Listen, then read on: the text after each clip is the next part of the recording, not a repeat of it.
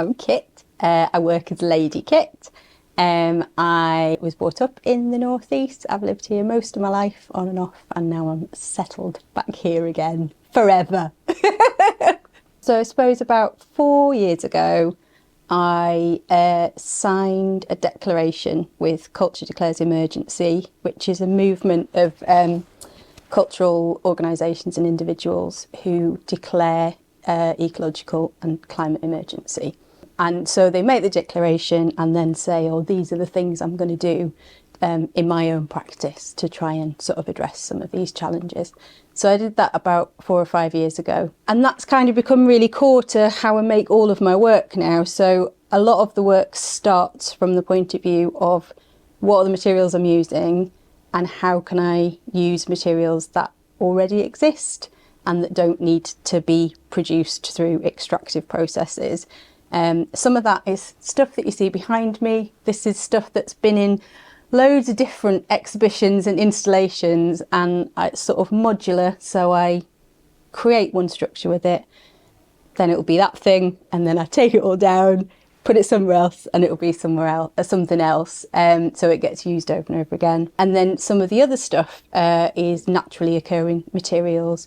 So I've been digging my own clay out near St Mary's Lighthouse and using that, but also using it raw. So I'm quite worried about like the carbon cost of baking clay, but I love clay. So there was a lot of thought about, well, how can I still engage with that material without using this really sort of carbon heavy process. So I started doing performances with the clay, and that's the work that I'm presenting as part of this exhibition. The way that I work with materials since I did my Culture Declares Emergency pledge is I call it allotmenteering. So I grew up on allotments, and I love the way that a new person will turn up at the allotment and they'll want a shed, and then suddenly a shed will just spring up out of whatever happens to be hanging around.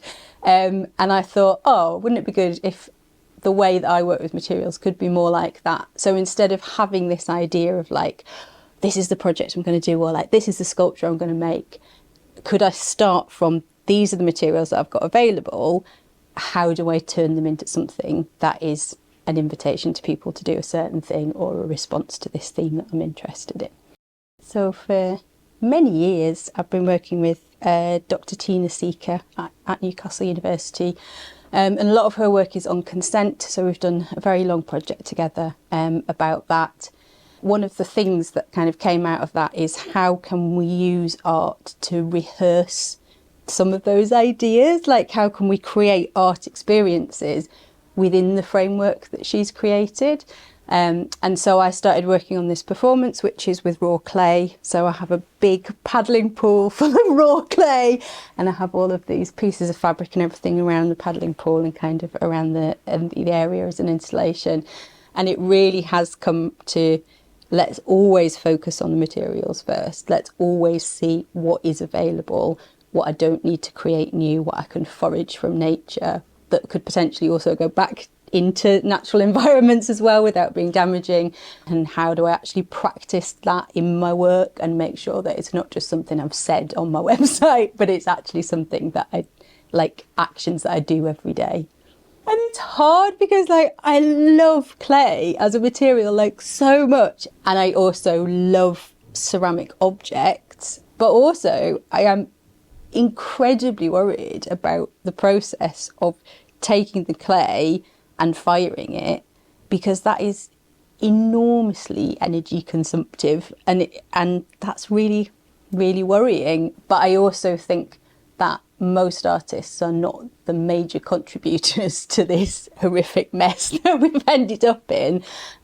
So yeah, I guess I have mixed feelings about it. Yes, I would like all artists to be able to think about this more and to get support as well, to be able to work in less kind of extractive ways. But also, I am worried that focusing on artists' ways of practicing can take the focus off industries and people who are working in much more extractive ways. So both.